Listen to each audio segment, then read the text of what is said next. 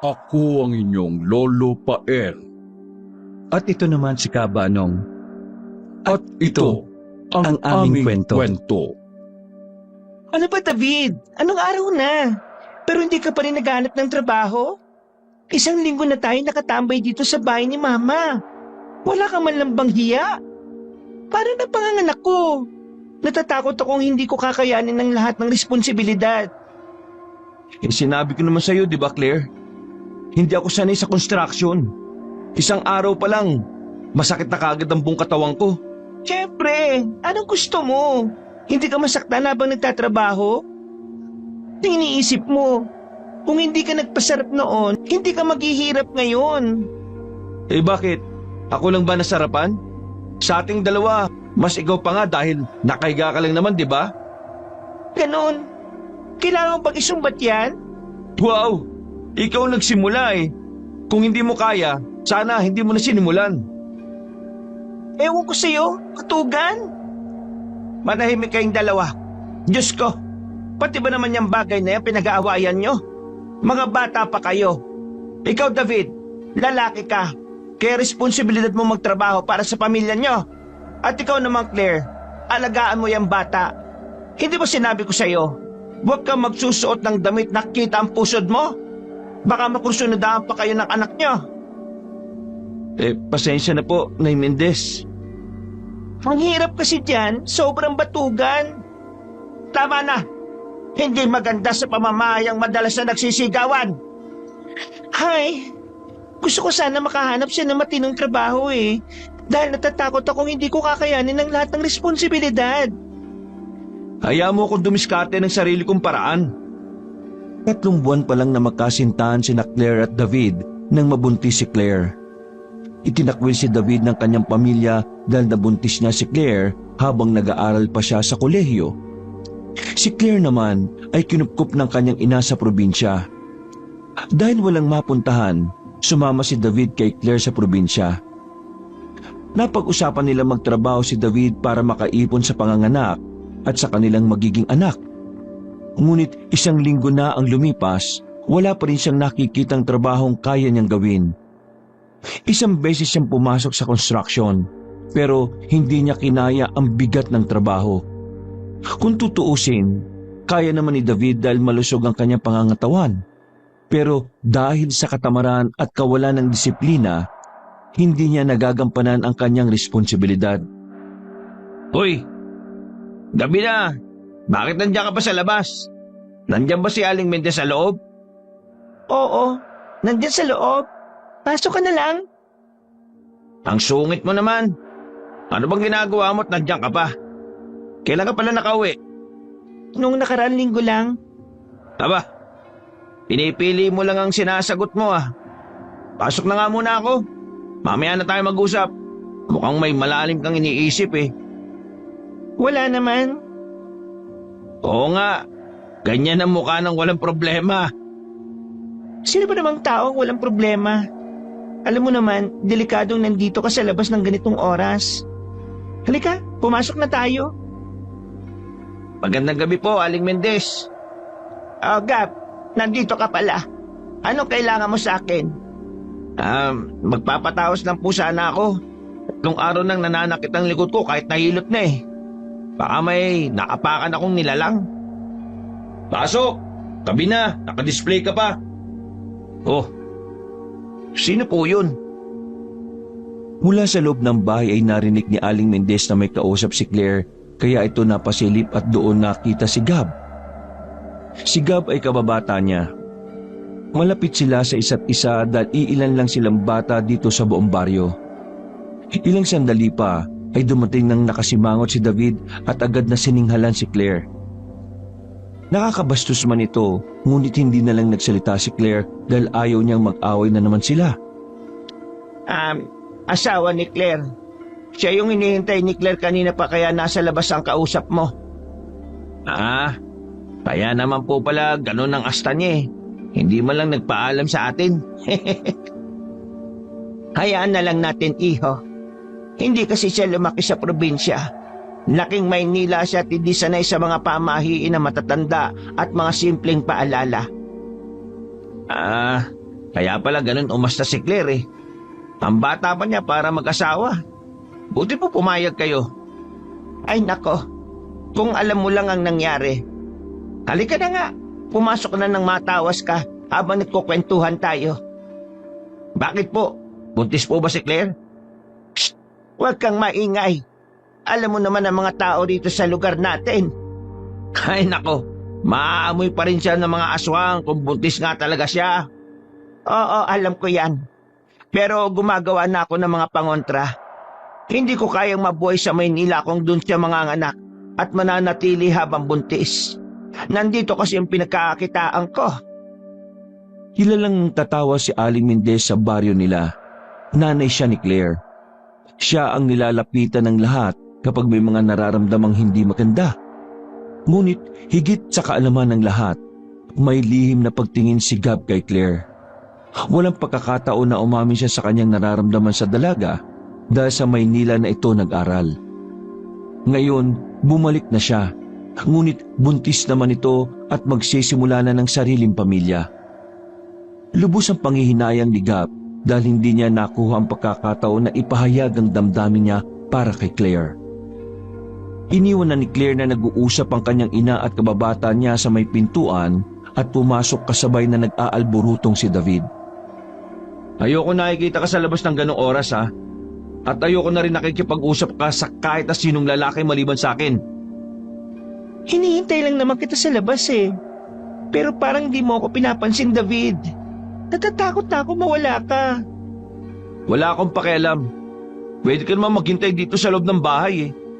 Eh bakit kasi late ka na nakauwi? Malamang, nagtatrabaho ako. Kung gusto mo na nandito lang ako sa tabi mo, eh di sana hindi mo na ako pinagtrabaho. Hindi naman ganun ang ibig kong sabihin eh. Pero sana umuwi ka sa tamang oras. O bakit? Anong tamang oras ba para sa'yo? Kailangan ba palagi kang namimiloso ko? Sinasagot lang kita. Kapag hindi kita sinagot, galit ka. Pag sinagot naman kita, ganyan ka. Hindi na kita maintindihan. Nung walang trabaho si David, panay ang away nila sa hapagkainan dahil hindi ito mahanap ng trabaho.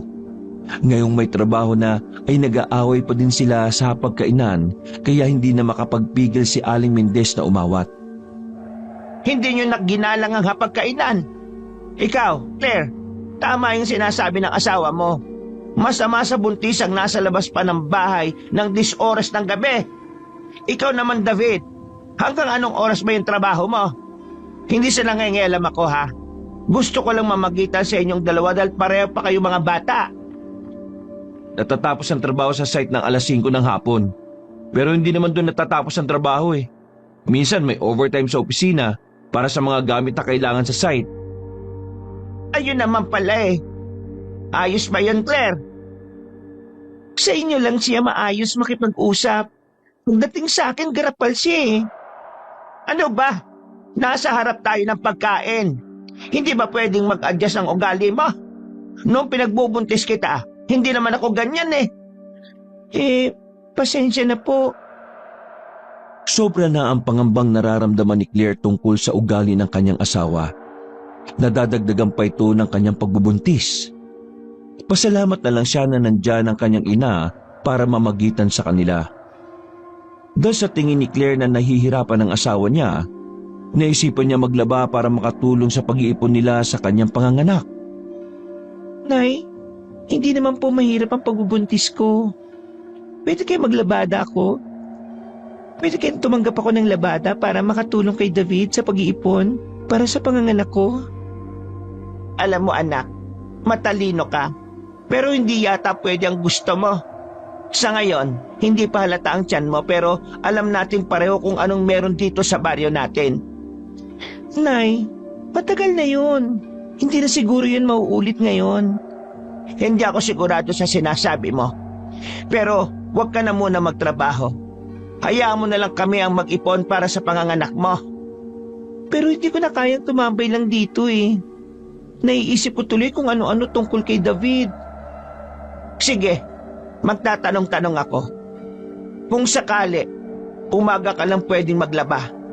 Hindi ka pwedeng nakabuka ka kapag lumalampas ng alas 12 dahil maraming lamang lupa ang pwedeng pumasok sa iyo. Nay naman, hindi na uso yung mga bagay na yan sa panahon ngayon. Makinig ka na lang. Walang masama kung susunod ka sa nakakatanda sa'yo. Opo, nauunawaan ko po. Tulad ng napag-usapan nila, sinunod ni Claire ang payo ng kanyang ina. Naglalabada siya tuwing umaga. Kapag nakaalis na ang kanyang asawa at tinatapos ito bago magtanghalian upang sa hapon ay makapag-asikaso siya ng bahay. Sinisikap niyang labhan ng mga damit, maging ang mga sinuot ng kanyang asawa upang makatulong sa kanilang paghahanda para sa pagdating ng kanilang anak. Malaki ang pasasalamat ni Claire sa mga kakilala ng kanyang ina dahil kusa nilang dinadala ang mga labahan at kinukuha na lamang ang mga ito kapag natuyo. Mano-manong nilalaban ni Claire ang mga damit gamit ang kamay. Minsan ay nasusugatan siya, pero tinitiis ito para sa kanilang pamilya. Mga damit mo pa ba yung nilalaban mo? Kapiraso lang yata. Naku Nay, hindi po. Kay Ate Nora po ito. Nalaman daw po niya kay Tia Azon na naglalabada ako kaya dinala niya ito rito. Wala daw po kasi siyang oras maglaba eh. Abala daw po sa trabaho. Ganun ba?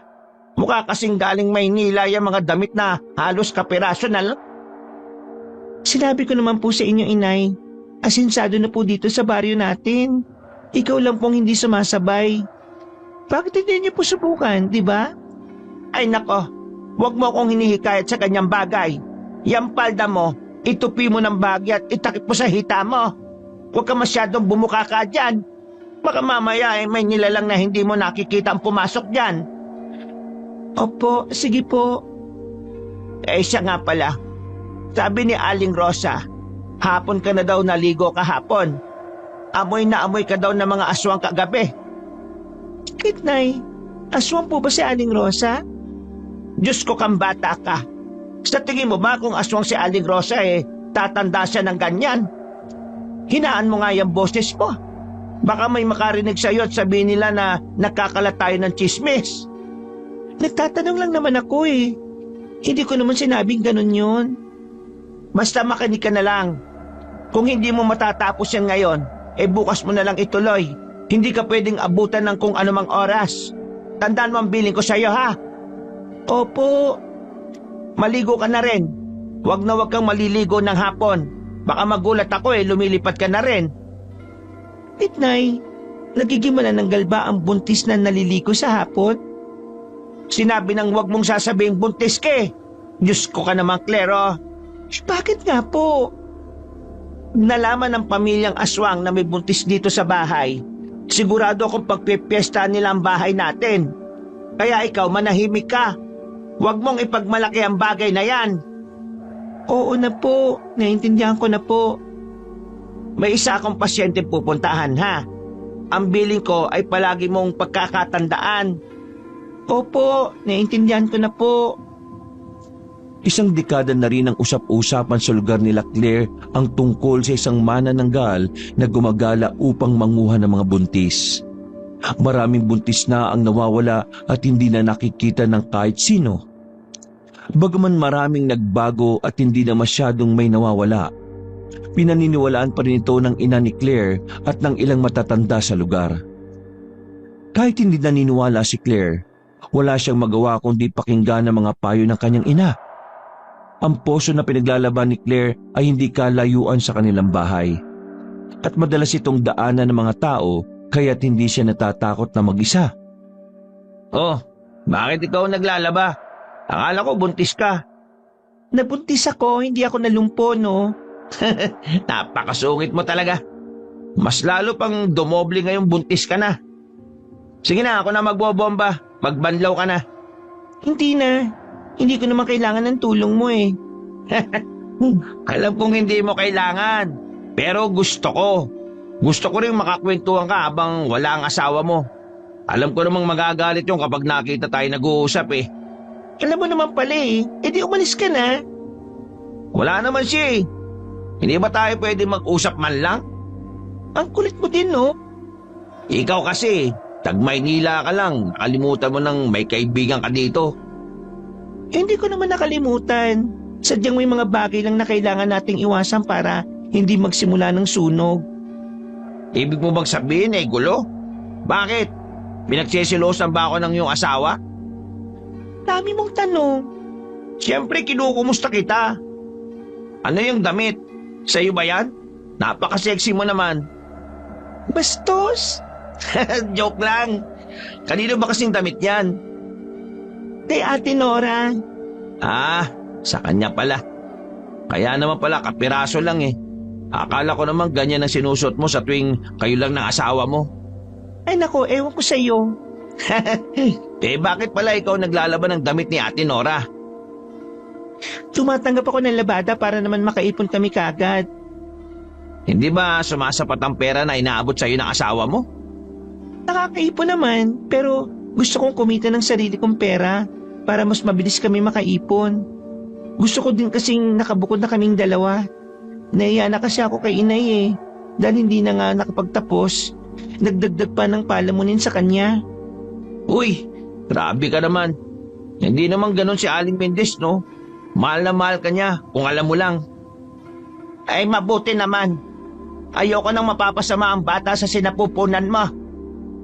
Nag-iisang anak ni Aling Mendez si Claire, kaya't mahal na mahal niya ito.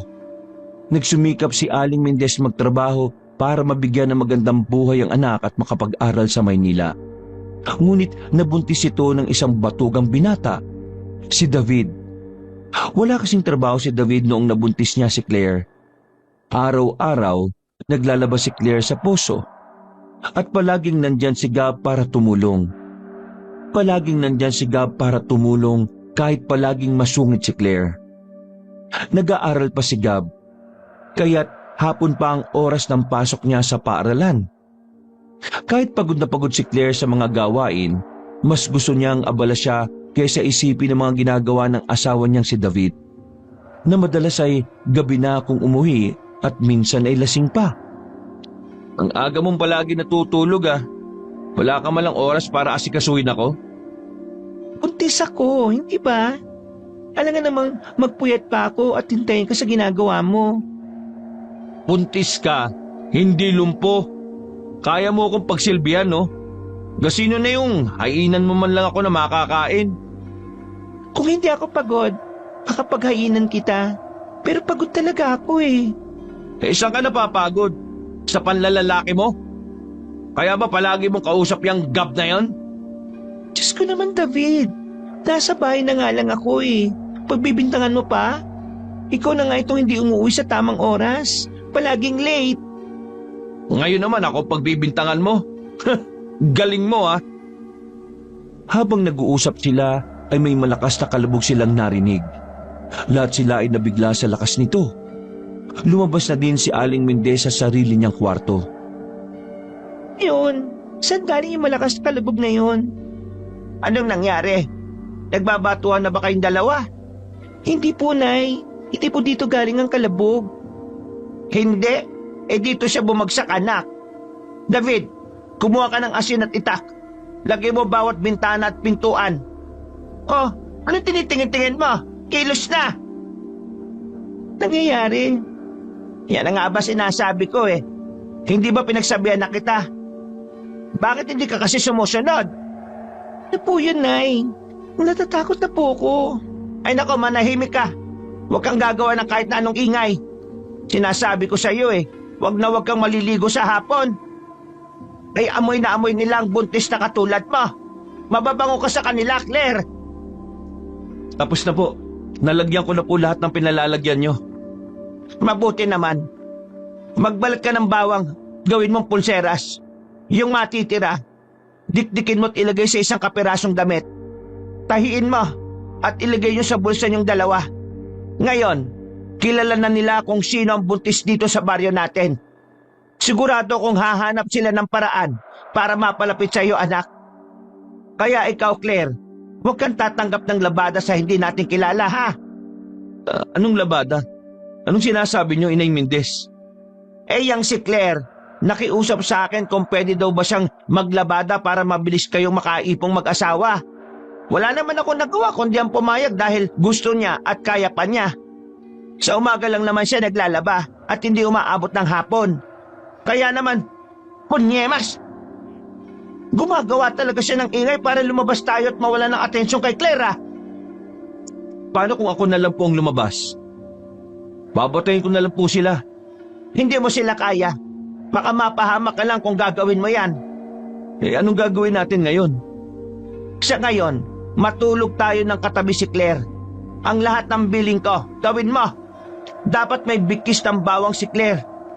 Minsan, meron silang paraan para makapasok kay Claire nang hindi natin nakikita. Kaya kailangan natin maglagay ng mga pangontra sa buong katawan niya. Kahit nahihirapang huminga si Claire dahil sa iba't ibang amoy ng bawang, wala siyang magawa. Hindi niya pwedeng pabayaan ang sarili niya at ang kanyang anak na nasa sinapupunan. Halos hindi na makapagsalita si Claire dahil sa takot. At nahihirapan na rin siyang huminga dahil sa kaba. Patuloy ang pag-iingay sa bubong nila. Minsan ay parang tunog ng pusa na naglalampungan. Ngunit alam ni Mendez na hindi ito basta pusa. Hating gabi na, ngunit hindi pa rin tumitigil ang ingay at ang nilalang na pabalik-balik sa bubong nila. Ang bahay nila Claire ay hindi gawa sa yero. Pawid ang bubong at pinagtagpi-tagping kawayan ng dingding. Kahit may makapal na plywood sa loob, alam ni Mendez na hindi sapat yun para pigilan ng nilalang kung talagang pipilitin itong buksan ang bubong. Pagsikat ng araw, agad naglagay si Aling Mendez ng tinik ng kalamansi sa ibabaw ng bubong at maagang ginising si David para itali ito na matibay. Ang akala ng mga kapitbahay ay nag-aayos lang si David ng bubong. Pero hindi nila alam na naglalagay na siya ng pangontra. David! Hindi ka ba papasok ngayon? Hindi ako sigurado. Pero susubukan ko makapasok agad pagkatapos nito. Kailangan lang kasi. Ikaw Nora, anong ginagawa mo dito? Kukunin ko lang yung mga damit sa asawa mo. Nasaan na ba siya? Nandyan lang sa loob. Gusto mo ako na tumawag? Ay, kung hindi naman abala sa'yo. Ate Nora! Claire, kumusta ka? Kumusta ang tiyan mo? Po? Huwag ibig niya sabihin. Ang ibig ko sabihin, kumusta ang tiyan mo? Sabi kasi ni David nag-LBM ka. Kaya siya na sana ang kukuha ng damit na pinalaban ko sa'yo. Magkakilala po pala kayo? Oo naman. Hindi ba niya naikwento sa'yo na sa iisang workplace lang ang trabaho namin? Ako ang engineer nila sa ginagawa nila. Under ko si David. Hindi niya nga nakwento sa akin. Yung mga damit mo, hindi pa tuyo ang iba eh. Ang tuyo na, tinupi ko na. Ipapadala ko na lang siguro kay David sa bahay mo mamaya. O sige. Pwede nga yan. Alam mo ang bahay ni Ate Nora? Hindi eh. Saan nga ulit ang bahay nyo? Pakilagay na lang sa kotse ngayon kung okay na. Sige, kukunin ko na. Hindi alam ni Claire pero may nararamdaman siyang kakaiba sa dalawa. Pakiramdam niya ay may kung anong tinatago sa kanya. Hindi niya lang mahinuha kung ano ba talaga yon. Inabot niya kay David ang damit at nag-abot na kaagad ng bayad si Ate Nora. May binigay pa itong gatas na mabuti raw sa sumasakit ang tiyan. Inamoy pa nga niya ito, ngunit amoy gatas na parang bagong harvest lang sa farm. Hindi na muna tumanggap ng labahin si Claire dahil sumama ang pakiramdam niya.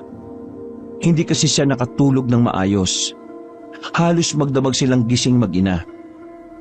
Nagulat din siya na alam ni Ate Nora na masama ang pakiramdam nito. Nandyan na naman sila. Hindi na sila tinatabla ng tinik ng kalamansi.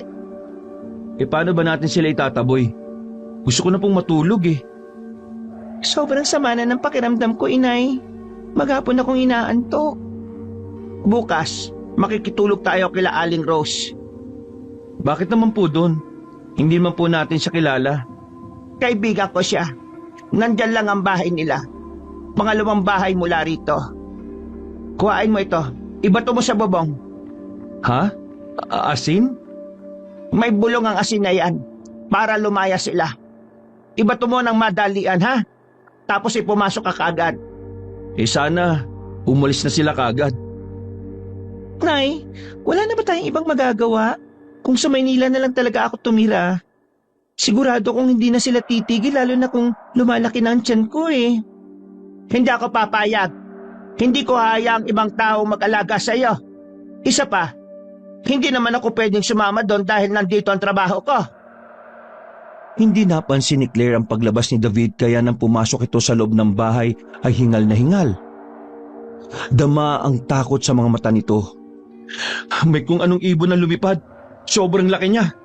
Sila yon. Nagkakatawang hayop sila. Depende sa gusto nila. Iwasan nyo ding humawak ng cute na aso o kahit pusa. Natamaan mo ba? Hindi ako sigurado, inay siguro naman. Baka pwede na rin tayo matulog. Dito na lang ulit kayo matulog, kayong dalawa. May kumakatok po. Ha?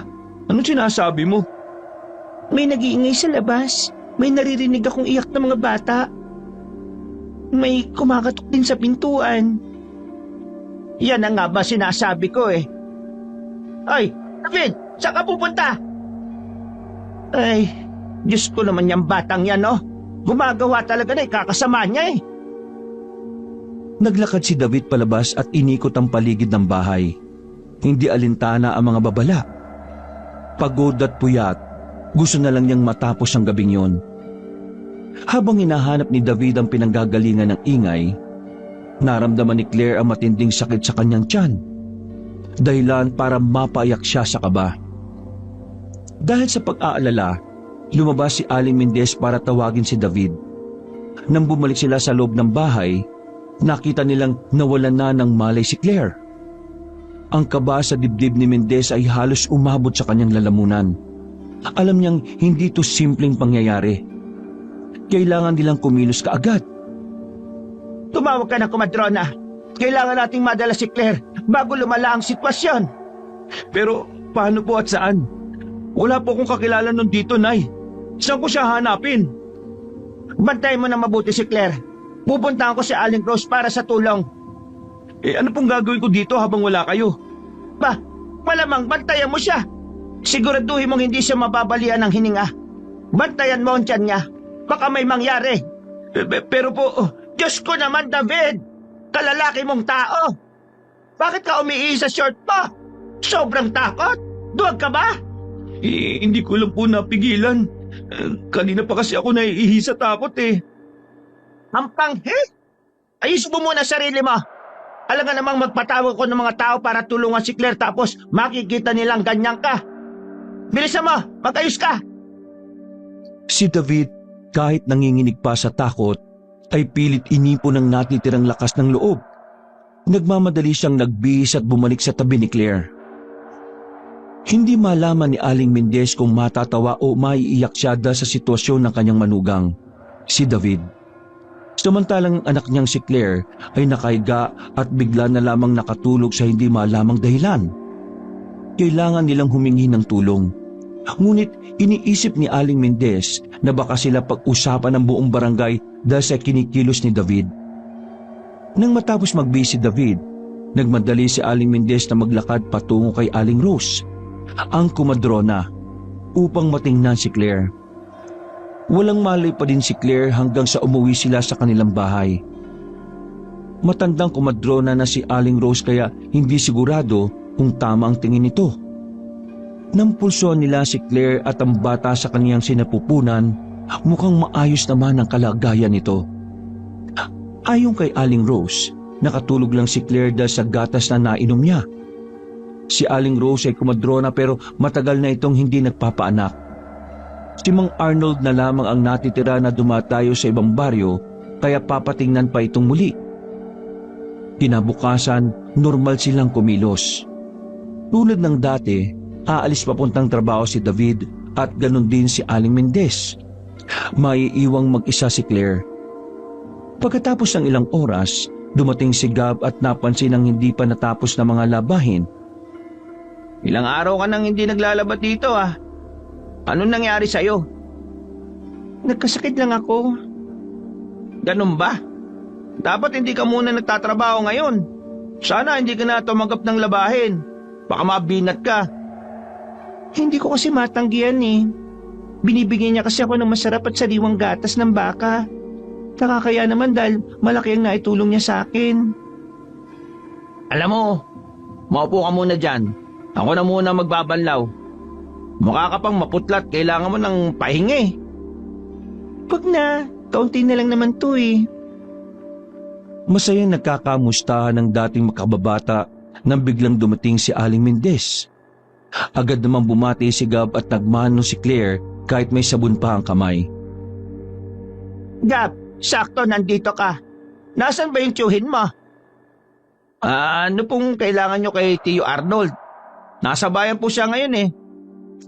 Gusto ko kasing matingnan niya si Claire. Madami kasing nilalang na naglilibot sa paligid. At gusto naming masiguradong nasa maayos na kalagayan ng bata. Ganun po ba? O sige, sasabihan ko si Tio pagdating niya. Para matingnan si Claire. Mag-iilang buwan na po pala si Claire. Mag-aapat na. Nako, kailangan talaga niya magdoble ingat. Sa ganitong buwan, delikado na. Hindi na siya basta dugo. Pero hindi pa rin siya sobrang kapal. Pamangkin ka nga ni Arnold. Ang dami mong alam pagdating sa ganyang bagay. Ano ba naman kayo? Ako ang ginawang katulong ni Tio Arnold tuwing may ipapanganak siya eh. Oo nga. Sayang. Bihira na kasi mga nanganganak dito sa baryo natin. Palagi na lang dumadayo si Arnold sa ibang barangay. Hindi ko nga po alam kung bakit marami na rin natatakot magbuntis at manganak dito sa atin eh. Sinabi ko na rin yan kay nanay. Halos lahat ng tao dito matatanda na. Ilan na lang tayo mga bata. Tayo lang ang mga nakaligtas sa mga pananakot at amoy ng aswang eh. Hay, bunganga mo. Sinabi ko naman sa'yo na delikado ang mga salita na ganyan. May tenga ang lupa, may bibig ang hangin. Hindi natin alam kung may nakakarinig sa atin sa malayo. Tama na yung ganyang kwentuhan. Opo.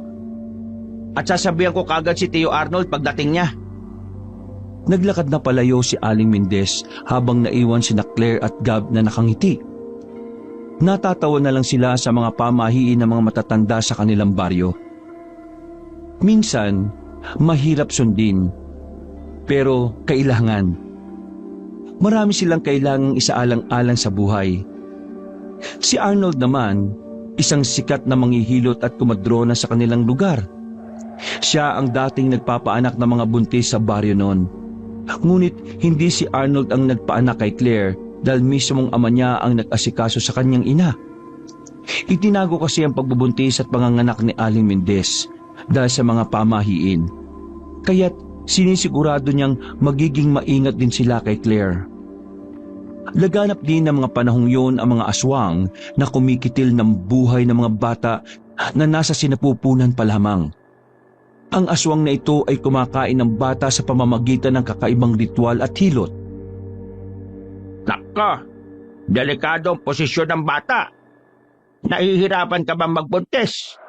May nagpapahirap ba sa'yo? Hindi siya nasa tamang pwesto oh. Masyadong mababa ang lagay ng apo mo, Mendez.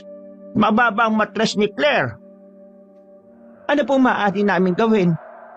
Kaunting kilos pa at maaaring malagay na siya sa alanganin. Kailangan ko siyang mahilot para maitaas ang matres niya. Maraming salamat. Lagi kong ipapatingin si Claire sa iyo. Hindi sapat ang kaalaman ko para ilagay siya sa ayos. Walang problema. Hihilutin ko siya para umayos din ang posisyon ng bata. Hindi po ba delikado ang hilot sa buntis? Lagi ka kasi nasa Maynila, Otoy. Doon, bawal ang mga katulad naming hilot. Doon, mga doktor ang masusunod. Kung ayaw mong tulungan ko ang asawa mo, nasa sayo yan. Kung ako sayo, ibalik mo na lang sa Maynila ang mag-ina mo. Kung doon ka pa rin naniniwala. Hindi ko ipapahamak ang anak ko. Kung wala kang tiwala kay Arnold, maniwala ka na lang sa akin. Hindi ko ilalagay sa alanganin ng sarili kong anak. Maniwala na lang tayo sa kanila. Sila ang may sapat na kaalaman. Hinawakan ni Claire ang kamay ni David para pakalmahin siya. Gusto pa sana niya magsalita, pero pinigilan siya ni Claire. Natatakot siyang mawala ang kanilang anak at alam niyang walang may dudulot na mabuti ang pagtutol. Sumunod na lang sina Claire at David dahil bata pa sila at kulang sa kaalaman. Simula nang matingnan ni Arnold si Claire, halos wala nang nagpaparamdam. Ang hilot din na ginagawa nito ay nagbibigay ng lunas sa kanya. Hindi na rin nakakaramdam si Claire ng kakaibang bagay tuwing gabi at nakakatulog na sila na maayos. Bukod sa paminsan-minsang pananakit ng puso ni Claire, wala na siyang ibang nararamdaman. Tumigil na rin siya sa pagtanggap ng labada dahil ayaw na ni David. Natatapakan daw ang ego nito dahil sa mga sinasabi ng mga tao tungkol sa trabaho niya. Madalas pa rin umuwi si David ng gabi na. Tulad ng dati at ganun din si Aling Mendez na tumatanggap na ngayon ng tawas at hilot sa malalayong lugar. Kaya't madalas mag-isa si Claire sa bahay. Umuwi ka na maaga mamaya ha. Walang kasama si Claire. Baka gabihin ako ng todo. O madaling araw na ako makauwi. May trabaho lang ako sa kabilang barangay. 2 barangay ang layo rito. Ligtas naman kayo dito sa bahay. Pagkatapos ng trabaho, sigurado makakauwi kaagad ako. Hindi ka ba pwedeng umuwi na maaga? Ganun ang oras ng trabaho ko eh. Bakit sila nakakauwi ng alas 5? Sila yun, hindi ako. Pero pareho kayo ng pinagtatrabahuan. Hindi kasi sila nag-OT. Ako, pati trabaho sa opisina, ginagawa ko. Bakit? Hindi ba pwedeng hindi ka muna mag-OT kahit ngayon lang? Diyos ko naman, Claire. Maayos ka naman dito kahit nasa trabaho kami. Minsan lang. Alam mo naman delikado tuwing gumagabi. Nagpapaniwala ka kasi sa ganyan eh. Kaya kay naaswang eh. Diyos ko, mga bata nga naman. May trabaho ako. Huwag na kayo magtalo. Umuwi ka kagad pagkatapos ng trabaho mo. At ikaw, Claire, tandaan mo ang mga bilin ko, ha? Ayokong nagsisigawan na naman kayong dalawa dito. O sige po, mauna na po ako. Sa araw-araw na ginawa ng Diyos, walang ibang nangyari sa buhay ni Claire at David kundi ang mag-away. Kahit sa maliit na bagay, nagagalit si David na hindi matanggap ni Claire. Nandito palagi si Aling Mendez para suwayin silang dalawa. Tinatanggap na lang ni Claire ang lahat. Kahit napapadalas ang pag-iisip niya sa mga dahilan ni David, maagang nakatulog si Claire at hindi na siya naghintay pa sa asawa niya dahil tinamaan na siya ng antok. Hindi na niya malaman kung anong oras na, ngunit mukhang wala pa rin siyang kasama dahil wala pang katabi. Babangon na sana siya, ngunit biglang may tumama sa tiyan niya at nanakit ito ng sobra. Napasigaw si Claire ng malakas at napahiga, ngunit mukhang walang nakarinig sa kanya. Napapikit siya sa sakit nang dumilat ay may naaninag na bulto ng tao. Inabot niya ang mukha nito, ngunit mukhang walang balak tulungan siya ng babaeng nasa harapan niya. Tulong! Sakit! Claire! Nora! Ano ginagawa mo dito? Hindi ba ito ang gusto mo? Ang mawala ang bata sa sinapupunan niya para maging malaya ka ulit? Hindi ba? Oo, pero hindi ko sinabing, hindi kita inutusang gawin yan. Isa pa, paano mo nagawa yan? Anong kuko yan? Bakit napakahaba? Anong uri ka ng nilalang, Nora? Huwag ka matakot. Hindi kita sasaktan, David. Tinutupad ko lang ang gusto mo. Hindi ba gusto mong magsama tayo dahil hindi ako pabigat na babae? Walang nanay na sumisita at nanenermon sa atin? Pero hindi ko sinabing pumatay ka ng tao. Sinabi ko lahat yon kasi akala ko tao ka. Pero hindi ka tao. Pinatay mo ang anak ko. Magbabayad ka. Sinunod ko lang ang gusto mo. Ikaw ang pumatay sa anak mo. Demonyo ka. Hayop ka. Hindi mo na kailangan magalit, David. Ayos na ang lahat. Pwede na tayo magsamang dalawa. Hindi. Hindi ako sasama sa isang mamamatay tao at halimaw. Halimaw ka. Hindi ako halimaw. Bawiin mo ang sinabi mo. Hindi ba mahal na mahal mo ako at tanda mong iwan si Claire? Hindi ko sinabi lahat ng yan. Wala ka nang magagawa. Tapos na ang lahat. Kahit sobrang sakit ng nararamdaman ni Claire, nanatili siyang gising. Pakiramdam niya ay maubusan siya ng dugo dahil sunod-sunod ang pagdaloy nito na naramdaman niya sa pagitan ng kanyang mga paa. Hindi niya magawang sumigaw dahil sunod-sunod ang pag-iyak na ginagawa niya. Naririnig niya ang usapan ni David at ni Nora na parabang may relasyon silang dalawa. Bukod sa usapan nilang wala na ang anak ni Claire sa tiyan niya, ang katotohanan na gusto palang mawala ng kanyang asawang kanilang anak ay sobrang durog na durog si Claire. Hindi niya alam ang gagawin dahil hindi niya kayang bumangon. Narinig niya ang malalakas na kalabog na parang may nag-aaway sa harapan niya. May humiyaw sa sakit at meron namang sumisigaw para pasukuin si David. May kung anong bagay pa ang tumatama sa kanya. Halatang sobrang lala ng sitwasyon. Nawalan ng malay si Claire. Nagising siya sa isang hindi pamilyar na silid. Doon niya nakita ang kanyang ina na abala sa pagdikdik ng kung anong bagay. Nay! Nay! Anak ko! Tama sinabi ni Arnold. Mahina ang kapit ng bata kaya bumitaw siya habang natutulog ka. Hindi, Nay. Pinatay siya. Pinatay siya ni Ate Nora. Anong sinabi pa? Gising ako kagabi habang unti-unting lumalabas ang dugo sa akin. May kung anong ginawa siya sa tiyan ko. Dahilan para lumabas ito. Kaya nagdugo ako ng sobra. May relasyon sila ni David. Sa sobrang sakit ay nawalan ako ng malay. Kaya hindi ko nakita ang lahat bago ako nakarating sa bahay na ito. Anak, nauunawaan kong nagagalit ka. Naintindihan kong hindi maganda ang naging pagbubuntis mo. Pero hindi mo kailangan pagbintangan ng taong tumutulong sa iyo. Siya ang nagdadala ng gatas para makatulog ka. Dinalan ka rin niya ng mga prutas. Si David ang naglilinis sa iyo habang wala kang malay at naliligo sa sariling dugo. Hindi mo kailangan magbintang. Hindi lang siguro talaga para sa iyong bata na dinadala mo. Hindi ako nananaginip. Napanaginipan at nakita ng dalawang mata ko. Kaya nga 'di ba, sira-sira ang ating pamamahay. Dahil nagpang-abot silang dalawa doon. Nagkaroon ng malaking gulo sa pamamahay natin. Kaya nga nandito ako, 'di ba? Nasa bahay ka ni Arnold. Mas madali kanyang matitingnan kung nandito ka.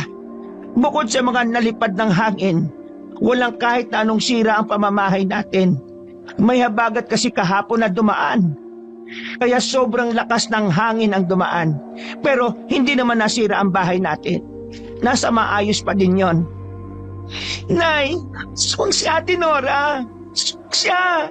Inaswang niya ako para masulo si David. May relasyon sila, Nay. Totoo ba yung sinasabi pa? Wala akong dahilan para magsinungaling. Magiganti ako. Papalakas ako at ipapakita ko sa kanila kung ano at sino ang kinakalaban nila. Huminahon ka. Hindi basta-basta ang binibintang mo. Wala akong pakialam. Ngayong kinuha nila ang anak ko, buhay din nila ang magiging kabayaran nito. Anak, nakunan ka. Hindi nila kinuha. Hindi ako naniniwala. Sigurado kung may ginawa siya kung bakit nanakit ang tiyan ko at dinugo ako. Sige nga, Nay. Kung dinugo ako, sana ubos na ang dugo ko ngayon. Dahil hindi niyo ako dinala sa ospital. Nang makita ka ni David na duguan, agad siyang humingi ng tulong. Si Arnold ang nagpatigil ng pagdurugo mo. Malayo ang bayan dito kung saan ang ospital kaya walang nakapagdala sa iyo ron. Madaling araw na ako umuwi at nandito ka na ng datnan ko. Malayo ang bayan kung nasaan ang ospital. Hindi na maalala ni Claire ang nangyari kung paano siya napunta sa bahay ni Mang Arnold. Matalim ang tingin ni Claire sa kawalan. Halos hindi na niya maramdaman ang sakit ng sugat sa pagitan ng kanyang hita. Sa wari niya ay dahil sa kalmot ni Nora. Sigurado si Claire na sinaid ni Nora ang tumutulong dugo sa kanya. Wala na rin siyang nararamdamang awa. Sa isip niya, nag-iisip siya kung papaano niya masasaktan at mapapatay si Nora. Si Nora na gumagawa ng hindi maganda sa kanya at sumulot sa asawa niya. Linano nilang mag-ina ang lahat. Hinanap nila mga bagay na makakatulong sa kanya at ang mga halamang gamot na alam ni Aling Mendez. Tulad ng gusto ni Aling Mendez, hindi nila ito sinabi kay David. Umakto silang dalawa ayon sa gusto ni David. Kahit sukang-suka si Claire na makasama si David, wala siyang ibang magawa dahil pakiramdam niya ay magagamit niya si David sa paghiganting gagawin niya. Minsan, Humahalik ito sa kanya pero umiiwas siya. Kahit may pagtataka sa isip ni David, hindi na lang ito kumibo na parabang nauunawaan niya kung bakit ganoon makitungo si Claire sa kanya. Naging tahimik din ang kanilang pamamahay mula nang mawala ang bata sa sinapupunan ni Claire. Ngunit araw-araw siyang umiiyak dahil pinangarap niyang magkaroon ng kapatid at akala niya ang anak niya ang sagot ng Panginoon sa hiling niyang yon. Hanggang kailan ka ba magiging ganyan? Parang sinisisi mo kong nawala ang anak natin Hindi ko kasalanan. Kasalanan mong hindi mo inalagaan ang iyong sarili. Talaga ba, David? Kasalanan ko nga ba? Alam nga naman kasalanan ko. Ako ba ang may dala ng katawan mo? Hindi ko alam. Siguro nga tama ka. Ano ba? Ganyan ka na lang ba palagi? Kit, gusto mo. Ewan ko sa'yo. Hindi ka na ang Claire na kilala ko. Dahil pinatay mo siya. Anong pinagsasabi mo? Pinatay mo na ang dating Claire. Hayaan mo siya. Huwag ka na munang makipagtalo. May ganyan talagang tao na kapag nakukunan ng anak, ay nawawala sa tamang pag-iisip. Hahanap sila ng masisisi. At dapat habaan mo ang pasensya mo. Sa bunganga nila, iba ang sinisisi nila. Pero sa isip at puso nila, sila ang may kasalanan. Kaya mas palawakin pa natin ang pasensya sa mga katulad nila. Pasasaan ba't magiging maayos din ang lahat? Walang nagawa si David kundi unawain na lang ang sitwasyon ni Claire. Nagpalakas si Claire. Inayos niya ang kanyang kalusugan at pangangatawan. Tuwing wala si David, kumikilos siya sa likod ng bahay para pabilisin at masanay sa pakikipaglaban. Naganap din siya ng mga paraan para matalo ang katulad ni Nora na aswang. Oh, ano nangyari sa'yo? Tumakbo ka ba? Mukhang pagod na pagod ka. Pinabawi ko lang ang katawan ko. Medyo tumaba kasi ako Nabalitaan ko pala yung nangyari sa'yo. Naging abala kasi ako sa pag-aaral Alam mo naman, college life. Ayos lang. Huwag mo nang isipin ang bagay na yon. Nasa maayos naman ako. Mabuti naman. Kung anong balak mo ngayon? Babalik na ba kayo ng asawa mo sa Maynila? Magpapatuloy ka ba sa pag-aaral? Hindi ko pa alam. Sa ngayon, siguro magpapalakas muna ako. Siya nga pala, may tanong ako. Hindi ba patagal ka na dito? Saan? Dito sa baryo natin?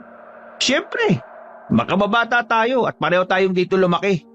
Ikaw lang ang lumayo para doon mag-aral. Ilang kabataan na lang kaya ang natitira dito?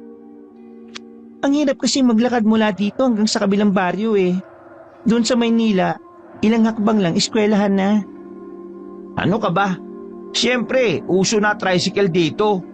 Ay, oo nga. Pero huli na. Nakakuha din ako ng scholarship doon Kaya hindi nahirapan si inay na paaralin ako. Sadyang lumandi lang ako na maaga. Ganyan talaga. Nagmamahal ka kasi. Siya nga pala. Minsan ka na bang inaswang dito? Uy, grabe ka naman. Pabigla-bigla ka magtanong. Para ka din si Aling Mendez Nung isang araw, kinulam ako. Ngayon naman, inaswang. Bakit? Naniniwala ka ba sa kanila? Actually, hindi pa naman. Sadyang nagtataka lang ako. Sabi kasi ni nanay, ang mga tao dito takot mag-anak at magbuntis dahil sa mga aswang na nakapaligid sa ating baryo. Ang iba pa nga dito mismo nakatira. Totoo naman yan. Ganyan din na sinasabi ni Tio Arnold kapag tinatanong ko kung bakit wala na masyadong ipinapanganak dito sa baryo natin. Halimaw sila, no? Sino? Yung mga hindi nanganganak? Gaga. Siyempre yung aswang. Bakit hindi sila ang magbuntis at kainin ng sarili nilang anak kaysa nangunguha sila ng iba?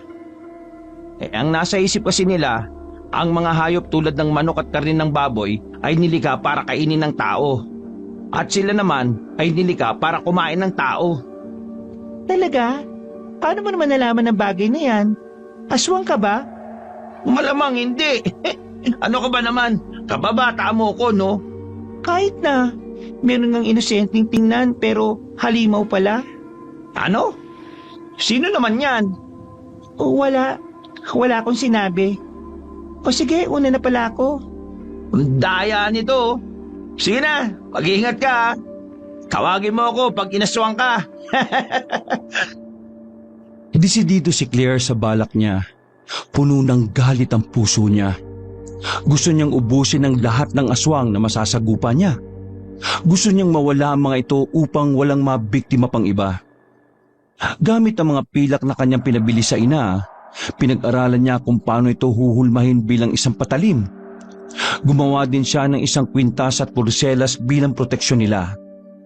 Ang kwintas ay gawa sa matibay na tela kung saan ay binalot niya yun ng tuyong dahon ng kalamansi at tinik.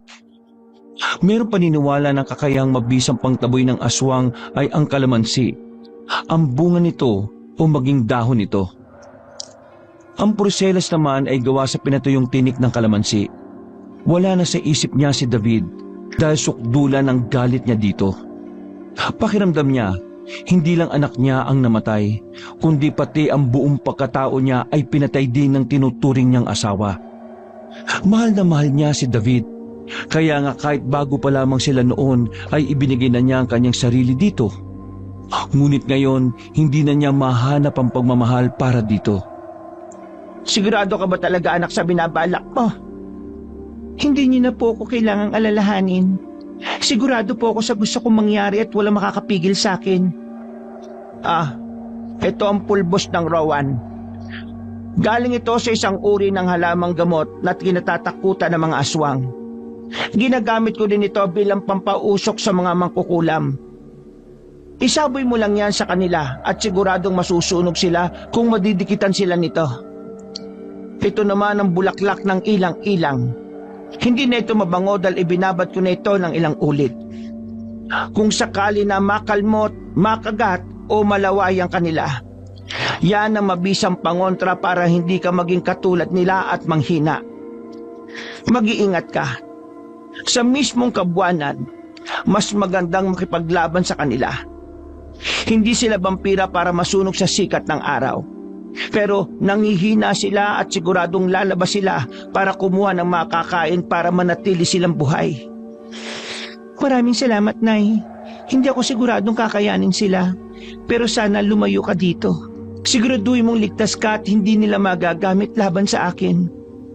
Napaplanuhan na natin ang lahat, Nay. Sumunod ka po. Hindi ako papayag na may isa pa silang buhay na makuha sa akin. Basta babalik ka. Huwag kang gagaya sa kanya na iniwan tayo. Opo, Nay. Hindi ako tutulad kay Itay. Iba ang mukha ni Claire at Aling Mendez nang dumating si David. Nagtaka siya kaya agad siyang napatanong sa kanyang asawa. Oh, anong meron? Wala. Bala ko nang bumalik sa Maynila. Sasama ka ba? Pero nandito ang trabaho ko. Maayos ng posisyon ko. Di maiwan ka dito. Si Inay, doon mo naman ninirahan sa kanyang tiyahin sa kabilang barangay. Ako naman, babalik sa Maynila para makipagsapalaran ulit. Kailan ba ito? Pwede mo ba akong bigyan hanggang sa katapusan lang? Wag na. Kung may iwan ka dito, magpaiwan ka. Babalik ako sa Maynila. Sa ayaw at sa gusto mo, bukas na bukas din. May hindi pa kasi ako tapos gawin eh. Anong hindi mo pa tapos gawin? Hindi nga ba tapos? O takot ka lang iwan ang kalantari mo? Ay nako, Nay. Pagod po ako. Siguro po bukas na lang ako makikipag-usap tungkol dyan dito sa anak nyo. Mauna na po ako, Nay. Walang nagawa si Claire nang tumalikod at magpaalam si David. Mula nang mawala ang anak nila, hindi na masyadong nakikipagtalo si David kay Claire. Madalang din itong magtaas ng boses na parabang nagbabago ito. Alam ni Claire na hindi na maaaring magtagal si David sa probinsya dahil ayaw niyang malaman nito ang gagawin niyang pagpatay sa aswang na kalaguyo nito. Hindi nga alam ni Claire kung bakit hindi malang natakot si David. Kasi kung iba ang nakaharap sa mga aswang, siguradong babalik na ito sa Maynila para iligtas ang sariling buhay niya.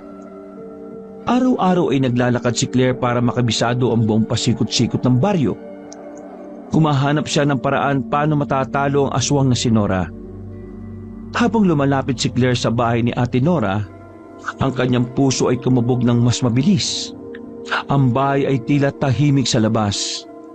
Ngunit sa loob niya ay ang init ng galit at takot na nag-aalap. Alam niyang may mga lihim na nakatago sa lugar na ito. at siya ang nagpasya na tuklasin ang mga ito. Matagal na nilang kilala si Nora at hindi niya akalain na ito pala ang nilalang na dahilan ng mga pagkaubos ng buntis at kabataan sa kanilang baryo. Ngayon, siya ay tinuturing na isang aswang sa kanilang baryo. Isang nilalang na kumukuha ng mga bata sa dilim ng gabi. Nakatanggap siya ng impormasyon mula sa mga ibang naghihinalang kapitbahay na ang bahay nito ay may mga lagusan at lihim na daanan na nag-uugnay sa mga pinagmumula ng takot sa baryo. Palapit ng palapit si Claire. Dahan-dahan lang siya para hindi siya mapansin ng kahit na sino o ni Nora. Narinig niya ang iba't ibang tinig sa hindi kalayuan. Pakiramdam niya ay nasa kabilang pader lang ito ng kanyang kinatatayuan. Sinilip niya ito sa maliit na butas ngunit wala siyang makitang malinaw na mukha dahil sa dilim. Nanatili siyang tahimik at nagmamasid. Umiinit na ang tribo natin dahil dyan Ano ba kasing ginagawa mo? Bakit kailangan 2 beses ka sumalakay sa loob ng 1 linggo? Mas mapapahamak tayo Anong gusto niya? Patayin ko na si Claire? Masyado naman kayong nag-aalala.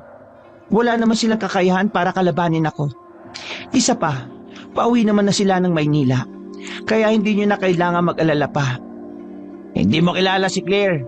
Hindi mo alam kung anong kaya niyang gawin. Bakit ikaw? Kaya mo ba? Hindi. Katulad ng hindi ko kayang kumain ng karne ng tao. Aswang ka na, Gab. Huwag kang umastang tao pa.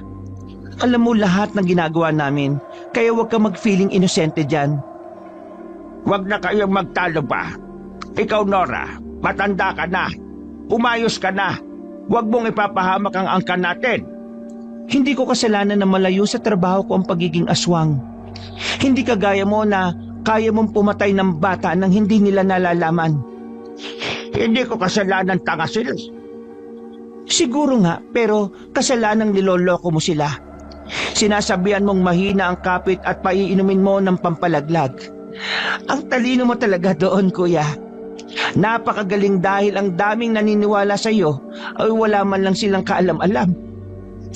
Ay naka, mauna na ako sa inyo.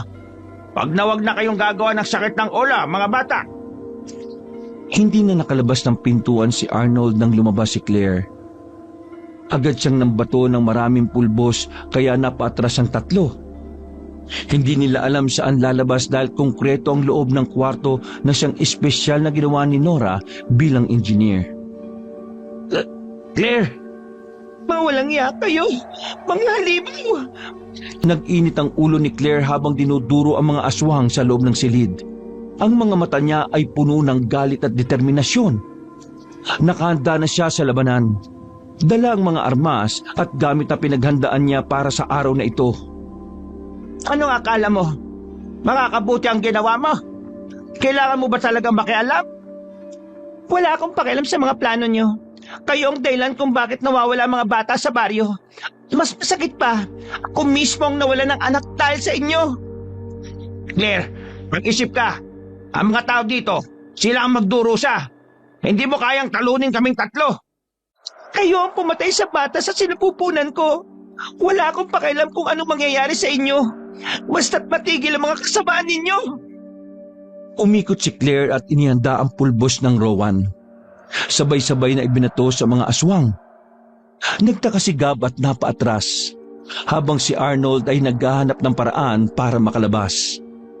Patuloy sa pagsaboy si Claire ng pulbos ng Rowan dahilan para masaktan at masugatan ng mga kalaban. Ipinakita naman ni Arnold ang kanyang kakayahang pagalingin ng mga sugat gamit ng kanyang mutya at binigyan na rin ng lunas ang iba pang mga aswang. Pagkatapos ay mabilis siyang kumilos palayo dahil hindi sapat ang kakayahan niya sa pakikipaglaban. Limitado ito, lalo na kung mawawala ang mutyang ginagamit niya. Ang mutya ang nagbibigay ng kakayahang makapagpagaling kaya hindi niya ito pwedeng abusuhin. Lahat ng kanyang kilos ay ikinababalisa niya. Dahil na rin sa pagsaboy ni Claire ng pulbos sa paligid. Sa sobrang pag-iisip niya, hindi niya napansin na bigla siyang inatake ni David mula sa likuran. Tumalsik si Arnold, dahilan para mapatigil ito. Wala ka na mapupuntahan. Wisit, Gusto mo talaga mamatay, ha? Hindi ako mamamatay dito. Ikaw yon. Sige, tingnan natin hanggang saan ang kaya nyo. Mabilis na sumugod si Arnold gamit ang kanyang mutya upang madagdagan ang kanyang bilis. Nagliyab ang kanyang mga mata at ang paligid ay tila lumalabo dahil sa kanyang kapangyarihan. Bawat galaw niya ay mabilis, ngunit ramdam ni David ang puwersa ng kanyang suntok. Mabilis namang umiwas si David at tila ba naghihintay ng tamang oras para umatake. Sa gitna ng laban, napansin ni David ang mutya na nakatago sa dibdib ni Arnold. Alam niya ito ang pinagmumulan ng kanyang kakayahang gumaling at lumakas. Inipon ni David ang kanyang lakas at nagplano ng isang mabilis na atake. Sobrang bilis ni Arnold. Halos naiiwan nito ang kanyang mga anino at pinapalibutan si David ng mga ito. Habang umiikot si Arnold, nagpakawalan mabilis na suntok si David na tumama sa balikat ni Arnold. Nang bumitaw si Arnold sa kanyang pag-atake, agad na sinunggaban ni David ang mutya. Ang hawakan yan! At bakit? Agad na hinila ni David ang mutya mula sa katawan ni Arnold. Nawala ang ningning sa mga mata ni Arnold at nagsimula itong manghina. Binitiwan ni David ang isang malakas na sipa, dahilan para bumagsak si Arnold sa lupa. Tingnan natin kung hanggang saan ang makakaya mo nang wala ang mutya mo. Huwag mo nang subukan kunin ito. Hindi mo alam ang kapangyarihan ng mutya. Ito ay nakatali sa akin. Sa dugo, sa diwa, sa akin lang ito. Ako lang ang kikilalanin niyang ama. So kung saktan ko ang mutya, sigurado masasaktan ka rin. Paano kung gamitin ko na lang ito laban sa'yo? Hindi mo naiintindihan. Hindi to basta-basta ba to? Ang mutya ay pumipili na may-ari. At sa akin ito ay sinumpa. Kinuha pa yan ng angkan ko sa dulong kagubatan ng badong ito. Ang dulong gubat na yon ang pinaghihinala ang bahay ng mga malalakas na enerhiya ng espiritu katulad ng mga diwata. Nagniningning ang kulay niyan. Indikasyon na pinipili niya ang angkan ko bilang may-ari. Kaya ibalik mo yan sa akin. Hindi mo yan magagamit sa gusto mo. Kapag nasa mga kamay mo ito, walang halaga yan. Dahil kapag nasa akin ito ang magbibigay sa akin ng lakas, bilis at higit pang kakayahan. Yan ay ginawa lang para sa aming angkan. Ang dugo at laman namin ang ginamit diyang ritual. Pilit na bumangon si Arnold kahit walang mutya. Wala na ang kanyang kakayahang palakasin ng sariling katawan. Nanginginig ang kanyang katawan at nangihina. Hindi ito matatapos ng ganito. Hindi ba? Para sa mga bata, para sa anak ko, ikaw na ang magbabayad. Mabilis na kumilos si Claire at inihanda ang pulbos ng rowan sa kanyang kamay. Hindi na siya makapaghintay pa. Ang kanyang galit ay parang apoy na nag-aalab sa kanyang puso. Magsalita ka pa, Nora. Huwag mong akalain matatakasan mo ito. Sa bawat bata na sinaktan mo, may kabayaran. Claire, hindi mo alam ang sinasabi mo. Masyado ka mapusok. Claire, isipin mo mga tao sa labas. Hindi lang tayo nagbabayad dito. Baka hindi mo alam, Gab. Pero mga kamay nyo, maraming buhay ang nasira na. At hindi ko ito pahintulutan na mangyari muli. Claire, mag-iingat ka. Nang biglang magdilim ang paligid, naging tahimik ang mga aswang. Sa pakiwari ni Claire ay dahil ito sa kakayahan ng mga aswang. Kanina kasi ay may sikat pa ng buwan na naaaninag sila, ngunit ngayon ay wala na. Alam ni Claire na ito ang pagkakataon niya, subalit hindi na tumigil si Claire. Agad niyang ibinato ang pulbo sa mga aswang at narinig niya ang malalakas na sigaw habang nagsimula ang laban. Ngunit si Claire, sa kabila ng takot at pangamba, ay nagpatuloy sa kanyang laban. Ang sakit ng pagkawala ng kanyang anak ang nagtutulak sa kanya na ipaglaban ang bawat buhay na maaaring iligtas mula sa mga halimaw na ito. Hindi ito mangyayari. Claire, umalis ka na. Hindi na ako mawawalang muli. Hindi ako titigil hanggat hindi kayo nahahatak sa kasalanan ninyo. Mga hangal, anong laban nyo sa katulad naming may kapangyarihan? Tito, pakiusap. Huwag niyong sasaktan si Claire! Nahihibang ka na ba, Gab? Palagi mo siyang pinoprotektahan, pero hindi ka man lang niya nagustuhan. Noon pa man, hindi niya nakikita ang halaga mo. Kaya anong karapatan mong makiusap, ha? Nabulag ng pag-ibig. Nagsalita ang hindi. Hindi ba kaya mo pinanganak na maaga si Claire? Ay para hindi na sila magsamang dalawa? Hindi nagpatinag si Claire. Ang kanyang mga mata ay nagliliyab sa sigasig. Handang isakripisyong lahat para sa kanyang layunin. Alam niyang hindi madali ang laban. Ngunit sa bawat sigaw ng mga aswang, tila ba naririnig ang kanyang damdamin. Anong akala mo? Makakabuti ang ginawa mo? Kailangan mo ba talaga makialam? Wala akong pakialam sa mga plano ninyo. Kayo ang dahilan kung bakit nawala mga bata sa banyong ito. Mas masakit pa, kung mismo ang nawala ng anak dahil sa inyo. Claire, mag-isip ka. Ang mga tao dito, sila ang magdurusa. Hindi mo kayang talunin kaming tatlo.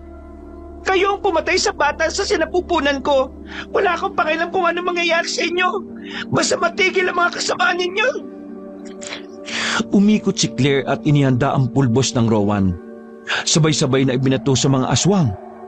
Nagtaka si Gab at napaatras, habang si Arnold ay naghahanap ng paraan para makalabas. Patuloy sa pagsaboy si Claire ng pulbos ng Rowan, dahilan para masaktan at masugatan sila. Ipinakita ni Arnold ang kanyang kakayahan na pagalingin ng mga sugat at gumamit ng espesyal na lunas sa ibang mga aswang. Dinidilaan lang niya ang kanilang sarili at nawawala lahat ng kanilang sugat. Ngunit hindi ito nakatulong sa sitwasyon. Mabilis siyang kumilos palabas dahil hindi sapat ang kakayahan niya sa pakikipaglaban.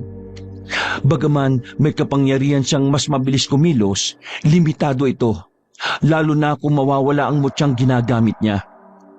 Ang mutya ang nagbibigay ng kakayahang makapagpagaling, kaya hindi niya ito pwedeng abusuhin. Lahat halos ng kanyang hakbang ay nababalisa dahil sinabuyan ni Claire ng pulbos ang buong paligid. Sa sobrang pag-iisip niya, hindi niya napansin na bigla siyang inatake ni David mula sa likuran. Tumalsik si Arnold, dahilan para mapatigil ito. Wala ka na mapupuntahan. Pweset, gusto mo talagang mamatay? Hindi ako mamamatay dito. Ikaw yun. Sige, tingnan natin hanggang saan ang kaya mo. Mabilis na sumugod si Arnold. Gamit ang kanyang mutya upang dagdagan ng kanyang bilis, nagliyab ang kanyang mga mata. At ang paligid ay tila lumalabo dahil sa kanyang kapangyarihan. Bawat galaw niya ay mabilis, ngunit ramdam ni David ang puwersa ng kanyang suntok. Mabilis namang umiwas si David. Tila ba naghihintay ng tamang oras para umatake. Sa gitna ng laban, napansin ni David ang mutya na nakatago sa dibdib ni Arnold. Alam niyang ito ang pinagmumulan ng kanyang kakayahang gumaling at lumakas. Inipon ni David ang kanyang lakas at nagplano ng isang mabilis na atake. Sobrang bilis ni Arnold. Halos naiiwan nito ang kanyang mga anino. Pinalibutan si David ng anino ni Arnold. Habang umiikot si Arnold, nagpakawala ng mabilis na suntok si David na tumama sa balikat ni Arnold. Nang bumitaw si Arnold sa kanyang pag-atake, agad na sinunggaban ni David ang mutya. Huwag mong hawakan! Agad na hinila ni David ang mutya mula sa katawan ni Arnold. Nawala ang ningning sa mga mata ni Arnold at nagsimula itong manghina. Binitiwan ni David ang isang malakas na sipa, dahilan para bumagsak si Arnold sa lupa. Tingnan natin kung hanggang saan makakaya mo nang wala ang mutya mo. Huwag mo nang subukan kunin ito. Hindi mo alam ang kapangyarihan ng mutya. Ito ay nakatali sa akin. Sa dugo, sa diwa, ako lang ang kikilalanin nito. So kung saktan ko ang mutya, sigurado masasaktan ka din. Paano kung gamitin ko na lang ito laban sa'yo? Hindi mo naintindihan. Hindi ito basta-basta bato. Ang mutya ay pumipili na may-ari. At sa akin ito ay sinumpa. Kapag nasa mga kamay mo ito, walang halaga. Ngunit kapag nasa akin, ito ang nagbibigay sa akin ng lakas, bilis at higit pa. Yan ay ginawa lang para sa aming angkan. Ang dugo at laman namin ang ginamit siyang ritual. Pilit na bumangon si Arnold, ngunit nang walang mutya, wala na ang kanyang kakayahang palakasin ng sariling katawan. Nanginginig ang kanyang katawan at tila nawawala ang lakas niya. Hindi ito matatapos ng ganito. Hindi ba? Para sa mga bata, para sa anak ko, ikaw na ang magbabayad. Mabilis na kinuha ni David ang isang malaki at mabigat na bagay na nakita niya. Agad niyang ibinagsak ito sa mutyang kwintas na hawak niya. Namilipit sa sakit si Arnold dahilan para hindi siya makapagpatuloy sa labanan. Sa kabilang bahagi naman ay naglalaban pa din ng dalawang babae. Hingal at pagod ngunit determinado. Magsalita ka pa, Nora. Huwag mong akalain matatakasan mo ito. Sa bawat ngata na sinaktan mo, may kabayaran. Claire, hindi mo alam ang sinasabi mo. Masyado kang mapusok. Claire, umalis ka na, sige na. Mapapaama ka lang. Baka hindi mo alam, Gab. Pero sa mga kamay nyo, maraming buhay ang nasira at hindi ko ito pahintulutan na mangyaring muli. Isang sigaw mula sa hingal na si David para sa kanyang asawa.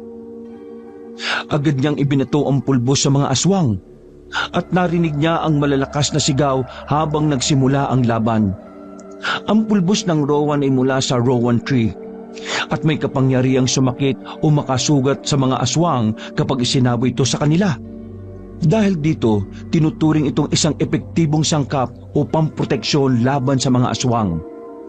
Ang konsepto ng ganitong uri ng pulbos ay katulad ng iba pang mga materyales tulad ng asin o bawang na may simbolikong kapangyarihan laban sa mga masasamang nilalang. Ang kanyang ina na si Mendez ang naganda nito para sa labanang ito. Hindi mapanatili ng aswang ang kanilang kontrol sa buwan kaya lumiliwanag ang paligid. Dahilan para mas makita ni Claire ang kanyang mga pag-atake at siguraduhin tatama ito. Ang bawat salita ni Arnold ay tila nagdadala ng higit pang takot at pangamba sa puso ni Claire. Ang galit at pagkasakit ay nag-uumapaw sa kanya.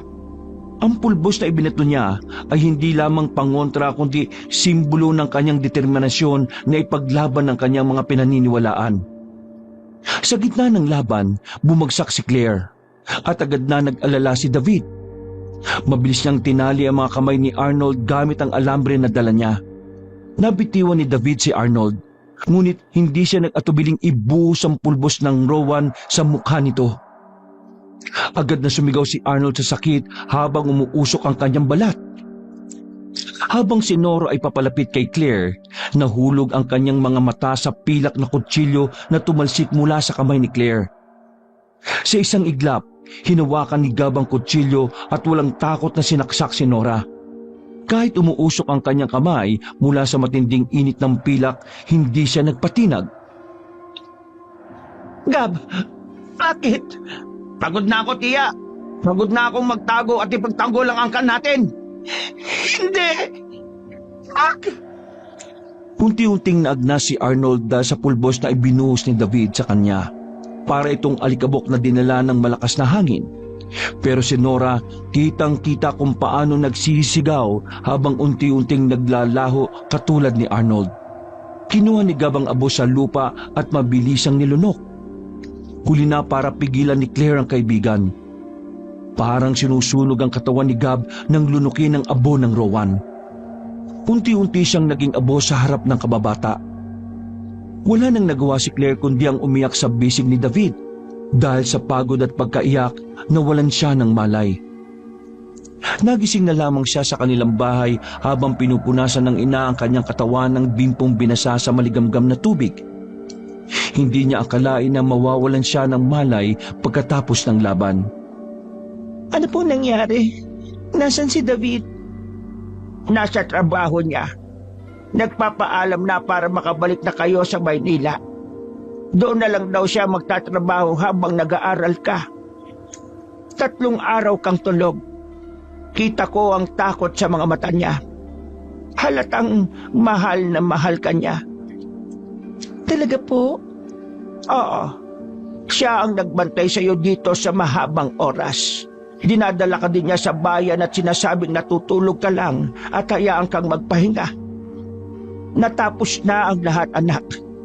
Madaming naghahanap kay Nora, Arnold at Gab. Ang mga taong pinalabas mo sa labas ng pintuan ng bahay ni Nora ay walang kaalam-alam. Pinalis ko din sila nang marinig ko ang sigaw ni Nora. Nagtataka nga sila pero sinabihan ko na lang yon ay galing sa pinapanood ko. Hindi ko pa nga sila makumbinsi. Mabuti na lang nandyan si Aling Rose. Salamat anak sa pagsasakripisyo mo. Salamat dahil pinili mong maging matapang. Ayoko na pong maulit ang nangyari sa akin. Ayokong meron na namang ina ang hindi makatulog dahil hindi nakakasigurong ligtas ang anak niya. Habang nag-uusap ang mag-ina, ay siya naman pagdating ni David. Hindi ito pumasok sa trabaho para maalagaan si Claire. Diyos ko, Claire, gising ka na. Salamat sa Diyos. Kumusta pakiramdam mo? Ayos lang naman ako. Ikaw, kumusta ka ba? Maayos pa ako sa maayos. Bakit kasi sumugod ka pa dun eh? Bakit tinarap ko silang mag-isa? Paano kung wala ako dun? Paano kung pati ikaw kinuha nila sa akin? Hindi naman mangyayari yon, di ba? Ayos naman ako at nagapi natin sila. Salamat nga sa kababata mo. Kung wala siya, baka wala ka na din. Mabait talaga yung Gab na yon. Narinig ko sa usapan nila na hindi talaga niya gusto maging aswang. Sadyang ginawa lang siyang aswang at tinanggap na lamang ito. Ang saklap pala ng kapalaran niya. Kung siguro ako sa posisyon niya, baka hindi na ako tumanda. Baka bata pa lang ako, kinuha ko ng sariling buhay ko. Uy, nagsiselos na ako ah. Ganyan ba talaga kayo kalapit sa isa't isa? Wala na yung tao. Hindi mo na kailangan pagsilosan pa. Close na talaga sila. Halos sabay silang maligo ng bata pa lang sila. Tawang-tawa lang silang tatlo habang pinag-uusapan ang kabataan ni Claire at ni Gab. Kahit hindi pa nakakatayo ng ayos si Claire, masaya na silang nasa maayos na silang kalagayan. Natutuwa si Claire dahil kahit papaano ay may magandang pagbabago sa pagkatao nito ni David. Simula nang nawala ang baby nila. Pakiramdam ni Claire ay may mabuting dulot ang pagkawala ng kanilang anak at ang mga aswang sa karanasan nila na biglang magkarelasyon. Kahit hindi nila aminin sa isa't isa, mas napamahal sila at minahal ang katangian ng meron silang dalawa. Ang pagkakaiba at pagkakapareho. Mag-iingat ka doon anak. Siguraduhin yung dalawa na makakapagtapos kayo ha. Sigurado po. Sinisigurado ko po sa inyo. Mag-aaral po ako na mabuti. Babalik po ako nakagraduate na ng kolehiyo. Hindi na po bata ang iuwi ko. Tutuparin po namin ang aming mga pangarap. Mahalin nyo ang isa't isa. Kahit bata pa lang kayo, patunayan nyo na tama ang desisyon nyong magsama. Ako ang susuporta sa inyong dalawa. Kung hindi nyo na kaya, umalik kayo dito. Welcome pa din kayo sa barong-barong na bahay na ito. Maraming salamat po. Habang palayo sila mula sa baryo, puno ng galak ang puso ni Claire. Alam niyang hindi na niya muling iiwan ang kanyang ina para sa wala. May bagong determinasyon siya ngayon. Sisiguraduhin niyang magtatapos siya ng pag-aaral at makakabawi sa lahat ng sakripisyo ng kanyang ina. Ang mga karanasan nila, ang laban nila laban sa mga aswang at ang mga pagsubok sa kanilang relasyon ay naging mga mahalagang aral. Sa kanilang pagkakaibigan ni Gab, napatunayan niyang hindi matatawaran ng tiwala at pagmamalasakit nila sa isa't isa. At ang pagiging ina, napagtanto niya ang lalim ng pagmamahal ng isang ina. Walang hanggan, walang hinihinging kapalit, at laging handang magtiwalang muli para sa kapakanan ng anak. Natutunan din niya ang maraming bagay tungkol sa kanilang relasyon ni David. Alam niyang hindi sila perpekto. Ngunit sapat na para sa kanya ang malaman na natuto silang mag-adjust na mahalin ang isa't isa sa kabila ng kanilang mga pagkakaiba. Sa muling pagharap nila sa mga hamon, sisiguraduhin nilang pipiliin nilang palaging ipaglaban ang isa't isa. Wakas!